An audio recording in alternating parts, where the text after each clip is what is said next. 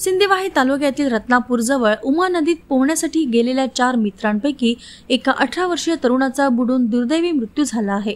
अनिकेत अनिल पर्वते, वय वर्ष 18, राहणार रत्नापूर असे मृत्यू झालेल्या तरुणाचे नाव आहे।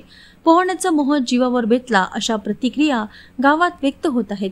रत्नापूर शिवणी मार्गावरील उमा नदीवर पाणी पुरवठा विहिरी आणि बंधारा आहे।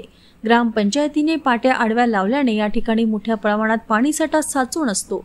रत्नापूर येथील अनिकेत पर्वते, ज्ञानेश्वर तोंडफोडे, वय वर्ष 18, अंकुश दुर्गावासी, वय वर्ष 18 आणि ऋषभ तोडफोडे, वय वर्ष 19 हे चौघे मित्र दुपारच्या सुमारास याच पाण्यात पोहण्यासाठी गेले होते। पोहता पोहता अनिकेत पर्वते हा खोल डोहात गेला। पाण्याचा अंदाज न आल्याने त्याला बाहेर निघणे शक्य झाले नाही। एका मित्राने वाचविण्याचा प्रयत्न केला, मात्र वाचविण्याचे प्रयत्न असफल झाल्याने एकाचा बुडून मृत्यू झाला। बाकी तिथे मित्र सुखरूप बाहेर पडले। या घटनेची माहिती तातडीने पोलीस पाटील व पोलीस विभागाला देण्यात आली। पोलिसांनी तातडीने घटनास्थळी धाव घेऊन अनिकेतचा मृतदेह नदीतून बाहेर काढला। पंचनामा करून मृतदेह उच्चस्तरीय तपासणीसाठी पाठवण्यात आला आहे।